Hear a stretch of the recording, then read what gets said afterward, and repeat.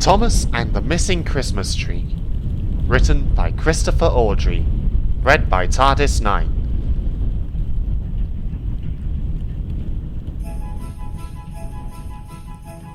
At Christmas, the other railway sends a Christmas tree to Sodor. Each year it stands on the platform at Tidmouth Station, and people sing carols round it and the town band plays. A week before Christmas, Thomas was at the station with Annie and Clarabelle. The Fat Controller was arranging the carol party. "You'll all have jobs to do," he said. "Thomas, I want you to fetch the tree. Gordon will bring the mare, and Henry will be in charge of cards, letters, and parcels." "Will we be able to join in the carols too?" asked Thomas. "We'll see," promised the Fat Controller. "It would be nice to sing carols again," sighed Thomas.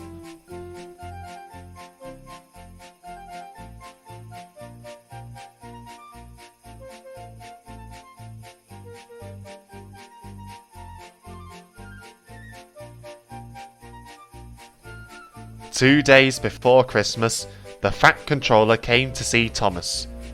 "It's time for you to fetch the tree, Thomas," he said. "Doc can look after Annie and Clarabelle until you get back."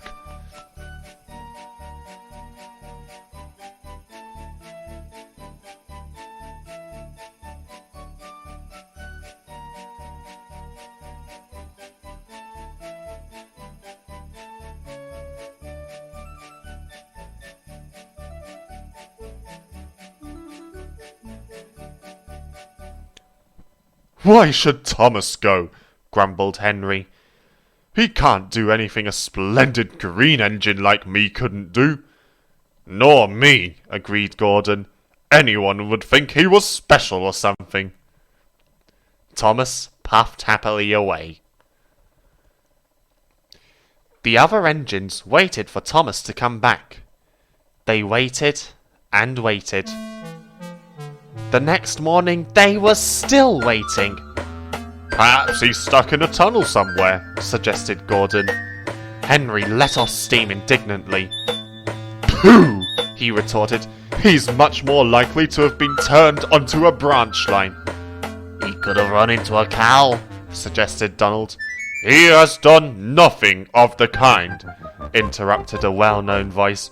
"There has been a heavy snowfall, and he seems to be stranded somewhere near Edward Station," said the Fat Controller. "We're not gonna leave him, are we?" asked Douglas. "Certainly not," replied the Fat Controller. "I shall need 2 volunteers to help me." The noise was deafening. At once, Donald and Douglas were coupled back to back with a van between them and a snowplow at each end. Cold but confident, they set out to the rescue. At the junction they met Toby, Percy and Duck, who told them that the Fat Controller had cancelled all trains and ordered all engines that could to try and reach Tidmouth. Donald and Douglas puffed bravely on, but the snow was getting thicker now. They struggled through Edward Station. Donald wanted to stop for a rest, but Douglas wouldn't let him. "What if Thomas is lying hurt somewhere?" he said. Great drifts of snow lay across Gordon's Hill. Again and again they forced the snowplow into the snow, each time moving slowly forward. Then they drove back and paused for breath. "Shh!" said Douglas suddenly. "I can hear something." Very faintly came a muffled cry for help. "Help! Over here!" "Oh, it's Thomas!" exclaimed Donald. "Told you so," said Douglas. "Come on, let's get him out. He must be frozen to his frames in there." Before long, Edward and James arrived with more help. The men climbed out of their van and set to work. Thomas was soon clear. Edward and James pulled Thomas and the precious tree back to a crossover, and Donald and Douglas helped him back to Tidmouth along the line they had already cleared. When they all reached Tidmouth, the waiting engines cheered. The Christmas tree was quickly unloaded, put into its tub, and decorated just before people began to crowd into the station. As a reward for your hard work, you may stay and enjoy the carols, the Fat Controller announced. James was so pleased that he let off steam suddenly. Wheesh! The Fat Controller paused. But remember, he went on, this is a special occasion. Be on your best behaviour, and I want no, wheeshing. James blushed and looked at his buffers. Next. 1, 2, 3, boomed the Fat Controller, and suddenly, like magic, the station was flooded with lights. 3 cheers for Thomas the Tank Engine and his friends. As the cheers died away, there was a strange whirring noise. It seemed to come from the sky.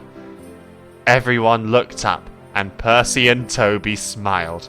They knew who it was. With landing lights shining brightly, Harold the helicopter touched down gently in the snow, and out stepped a figure wearing a red cloak and hood. Everyone cheered as Father Christmas gave out presents to the children and the carol party began. Then Father Christmas thanked James and the other engines for rescuing Thomas, and everyone had a marvellous time.